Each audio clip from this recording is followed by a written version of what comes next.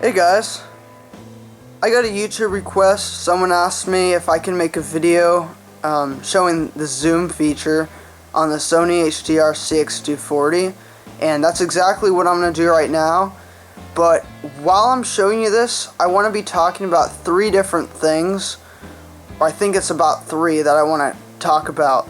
The first thing is the zoom feature helps you decide whether or not you want it to be a wide angle or like a tight shot so you can't see what's in the background as much of that object.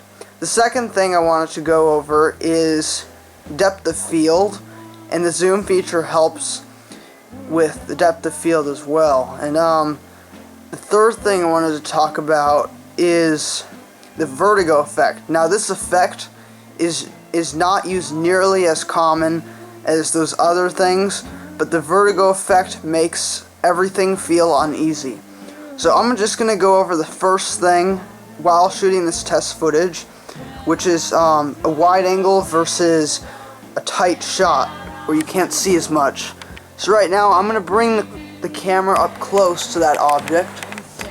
Instead of zooming in, if you want to get a wide angle of this, you could see what's over there. Like you can see that edge of the wall, and you can see these clothes over there. You could see my jackets. I have them hanging over there. So if you want to see what's more on the left and right of an object, it's better to get a wide angle by moving the camera closer rather than zooming in. I'm going to move it back to where it was before, and now I'm going to use the zoom feature.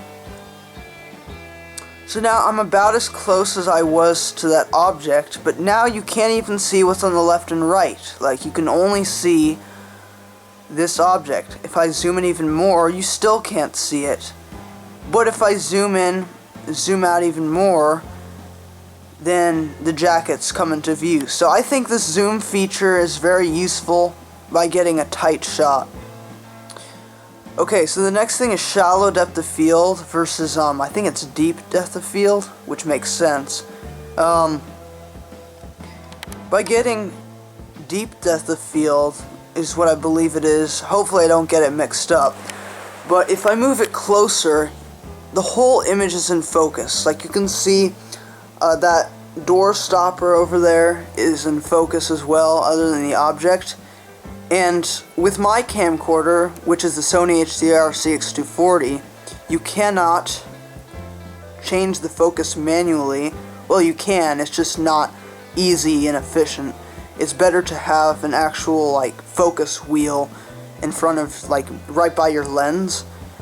But right now it's on the focus is automatic, which is the cup, and basically everything looks like it's in focus. But if I move this back to where it was and zoom in, I'm going to move it right here so that the edge of the cup is right by the door stopper. You see that?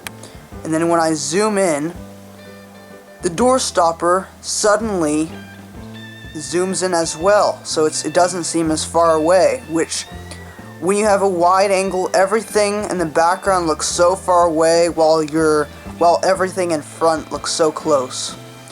So I'm going to zoom in even more. Now you notice the cup is automatically being put into focus and the door stopper is blurred.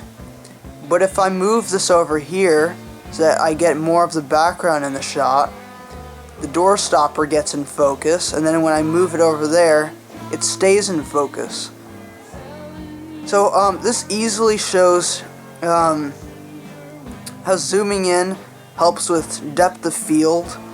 How when you're zooming in, you get shallow depth of field, while moving it closer, deep depth of field where everything is in focus. Alright, the last thing is the vertigo effect. Now the vertigo effect is used in horror films mostly, is what I believe. There was a vertigo shot in Jaws, with Steven Spielberg used it with Jaws, and it's used to make the audience feel uneasy about something. So usually what you do is you go back away from an object, zoom in, and then at the same time while you go closer, you zoom out. So imagine we're going closer to the cup right now. We zoom out. So let's try that. So I haven't gotten much practice with it, but let me try. Start at zoomed in, and now zooming out. So I feel like that's a really cool effect to make whatever object you're using seem like it's making the audience scared, or making the person who is seeing that scared, you know? So those are 3 ways to use the zoom feature. If there's anything else in the video that I haven't gone over, please let me know. I know I only use the cup in this video and not anything else. If you want to see a shot outside, let me know. If you want to see a shot somewhere else or in a different situation, let me know. So thanks for watching. Hopefully you learned something from this video. So bye.